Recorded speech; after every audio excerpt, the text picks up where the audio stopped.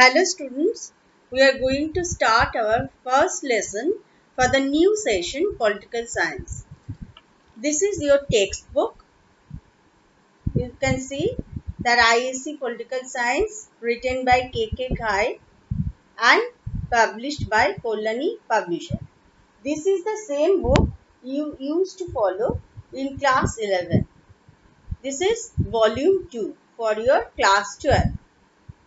Now we are going to start the first lesson, the first chapter, where we will discuss about the totalitarian state, authoritarian state and liberal democratic state with its features.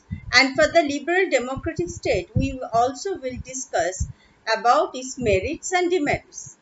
This is as per the syllabus of ISC Council for the Political Science Class 12. First, I will tell you what is totalitarian state. Totalitarian state is a state in which an individual has no control in his own life, but he has to be controlled by the state. What the ruler says, what the state ruler says, it is the law. What the state says, it is the law. And the individual has to adjust himself, his lifestyle, his own activities for the state. The state is not for the individual, rather the individual works for the state, for his own well-being and for the well-being of the state. So well-being of the state and the state's development is above all in a totalitarian state. Who is the ruler of a totalitarian state? A ruler is quite similar with a dictator. I hope that you understand what is a dictator. A dictator means a ruler who is very strict in his principle that may be negative or positive for the people, but the people has no right to decide what the ruler is doing or whether he is doing the right or wrong. I hope you understand. So, it is quite different from the ruler or the constitutional ruler of a democratic state. In a democratic state, what you see in our country, we are all Indians and we live in a democratic country, isn't it? And our ruler means our democratic ruler. We don't, the democratic ruler is always elected by a adult franchise, isn't it? So he is whatever the authority they are. Our authority as we have in India, that is the constitutional authority, isn't it? So the president is the nominal head and prime minister is the real head. But they are democratic ruler. Understand? So here the democratic or the constitutional administrator or ruler are quite different from the totalitarian state. Now I would like to discuss some of the features of the totalitarian state so that you can understand, and it is in your syllabus also. Now we can identify some of the features of the totalitarian state. A totalitarian state is totally opposed to a democratic state. You will see no similar feature of a totalitarian state between the totalitarian state and the democratic state. They don't have any similar feature. It is based on concept of total centralization of power in the hand of the top ruler and his party. So hand of the top ruler means you can understand that he is the totalitarian or dictator ruler, and whatever he says is the law. And there is only one party in the country who rules over the state. So what the ruler orders, his partyman follows that, and all the people has to follow the same thing. They don't have any right to deny. Either they have to follow or they have to be perished. State is regarded as the end and individual as a means. So state is above all. Whatever you have to do for the state. State gives you permission, so you do it. Otherwise, you cannot follow your own wish for doing it. The ideology of the ruler is the ideology of the state. Here in India, what you can see that whatever the government says, from the next moment the criticism starts. We all openly can criticize the government, though it is a constructive criticism mainly. So the all media houses, the newspaper, TV channels, they all either support the government or oppose the government, but the government does not stop them, isn't it? Media is the symbol of a democratic pillar. Even the public also express their criticism or their support for the government when we exchange our views between ourselves, isn't it? So we have the right in a democratic state, the freedom of speech, uh, it is there as a fundamental right. But in a totalitarian state, the people, they don't have any right to follow their own ideology. They have to follow the ideology of the ruler. What the ruler thinks, that would be the ideology of the state and all the people who reside in the state. People have little role in decision making. They don't have any right for the decision making in a countries or in their country, in their administration, etc. The ruler orders their and his partymen follow it. His own partymen, they make the administrative group and they follow as per the wish of the ruler. There is nobody else who follow that. Next, there is nobody else who can make any decision above the ruler. The basis of all state action is force. The state can force the people, the state can force the different institution to follow its rule. Force means coercion. That means the state can take action through the police, through military, through armed force, so that all the people, all institution in the country can follow it.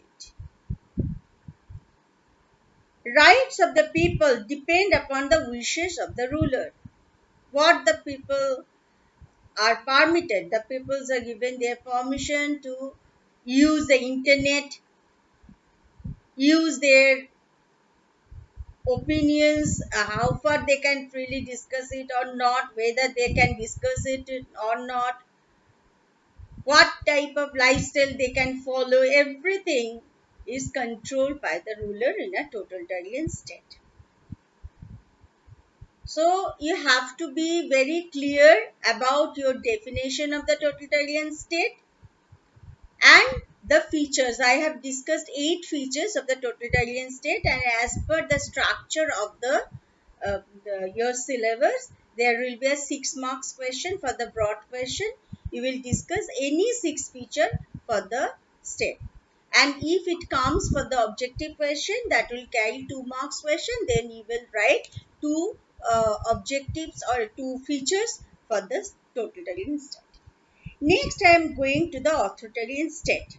Authoritarian, what is an authoritarian state? Authoritarian state is very near to a totalitarian state and is far away from the democratic state. It is very close to totalitarian state, but it's far away from democratic state. It is also not at all similar with a democratic state.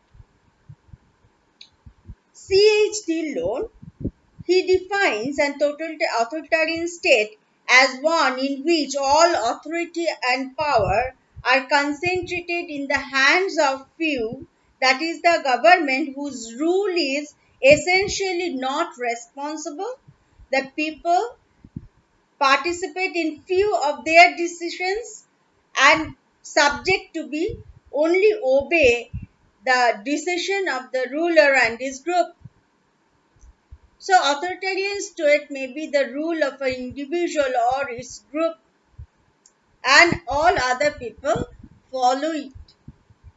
So in totalitarian state, the ruler does not allow any individual right, but in authoritarian state, the ruler allows some of the rights, some, but whatever he thinks that maybe want to write, but whatever he thinks he may allow time to time and may again take it back time to time. And the authoritarian state may be run by a group of individuals. Now, what are the specific features of the authoritarian state? The important limitations are imposed on the open political competition. In a totalitarian state, there is only one political party. If for any election also, there is only one party or only maybe a nominal party is there, but actually it is that it does not exist. That sometimes some eyewash is done, that see that we have another party to contest in the election, actually only one party that contest in the election and the people has to vote for it. But in the authoritarian state, what happens in the authoritarian state, there may be uh, more than two or very few, we say few political parties, but only one party rules, because the people, they know that it is not a fair competition, it is only a close competition within a very few political party, and the most powerful party wins because their group, their ruler, they prevail over the country, they dominate over the country. There is absence of dominating political ideology such as communism or fascism. There is absence of any dominating political ideology such as communism or fascism. Although racialism or fundamentalism and nationalism are the main factor, racialism, fundamentalism, and nationalism are the main factor to run a country. Understand? That means a racialism, that means a special feelings against a race, ultra liking or feelings for their own country, and a fundamentalism for a special religion or something. So these are the main factor. These are the main factor for the authoritarian state. The definition of what is political is more restricted in totalitarian system than in authoritarian system. The political rights are very closed for a totalitarian state. That means people don't have any kind of political right. Whatever right is given to them to cast a vote, that is also strictly guided by the ruler. They don't have any option for choosing any other political party or their ruler. But in authoritarian state, somehow some other rights of political rights are allowed. That means there may be one or two more political party contesting in the election, though in practical sense what we see, the most dominating party always win, because they dominate the entire society, they dominate the entire country.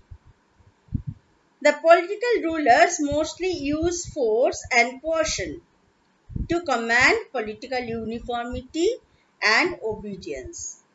The political party in power, who has played the dominating role in the country, they can force the people, they can use coercion over the people so that the people can follow their rules, so that the people obey their rule.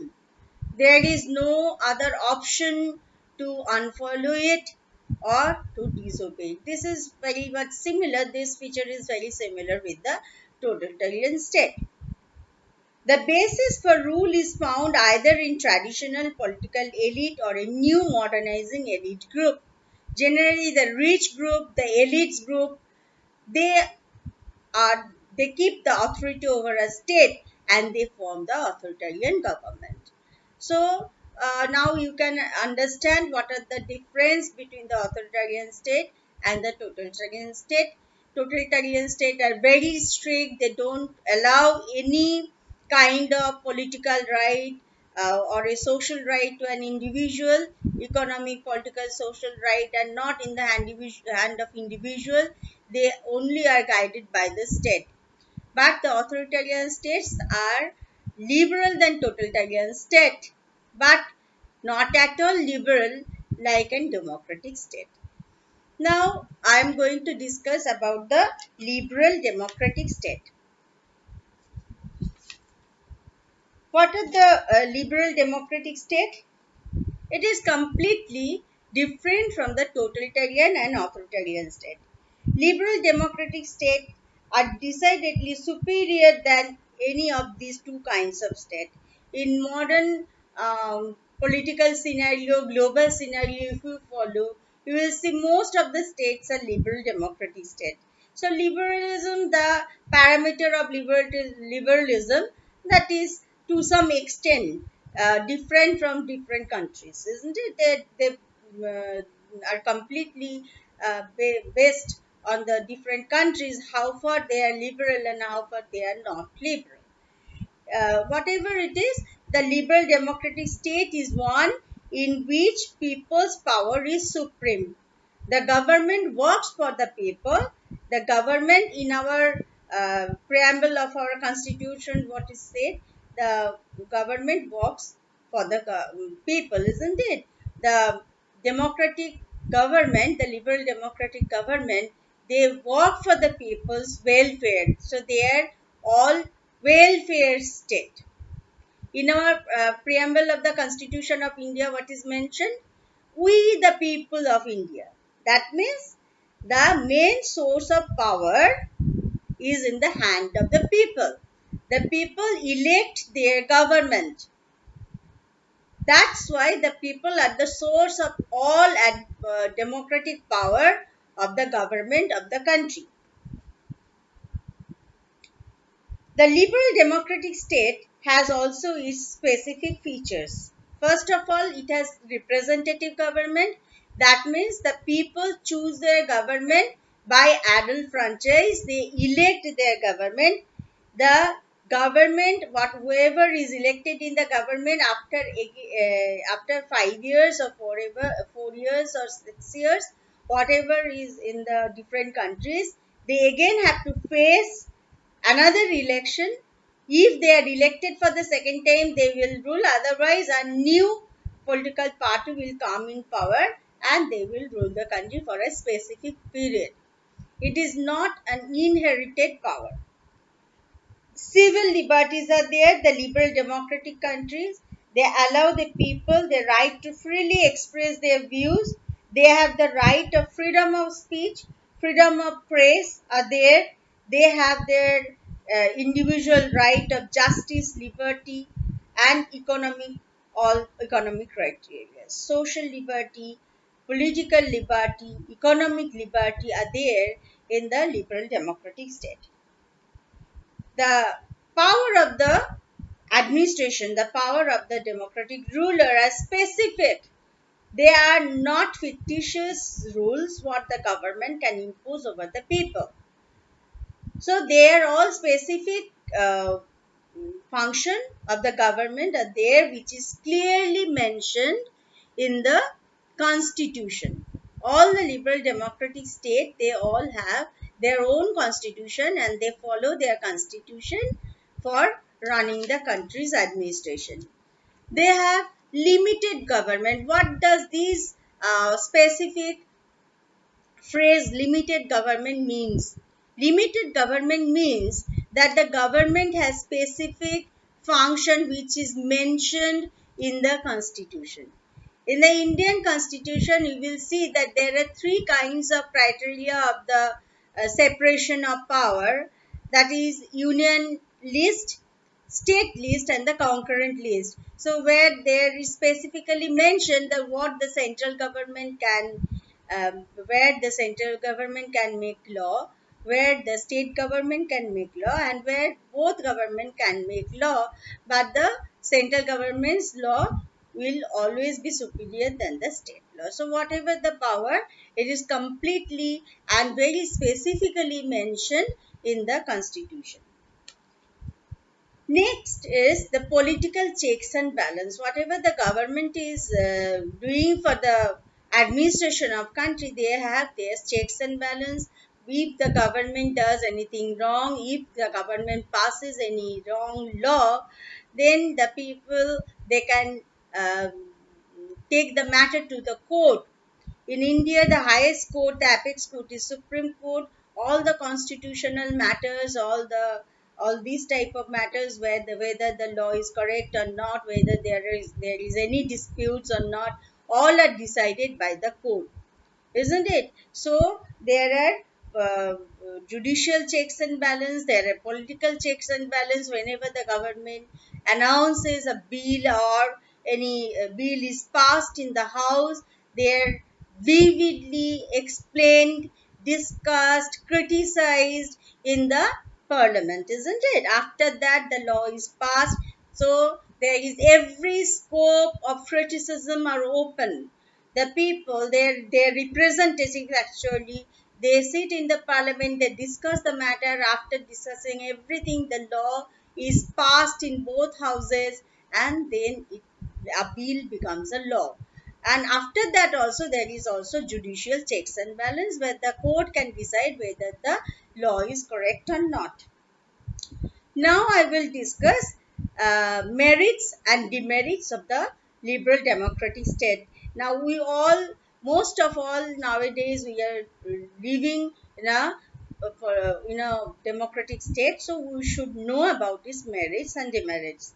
The representative and responsible government rules the country. So there is the hope for the people that they always expect that the government will rule for them, the government will make the laws for them, and it will also bring the well-being, it will also affect the well-being of the people in the country. If the government can bring the prosperity in the nation, that will affect all positively.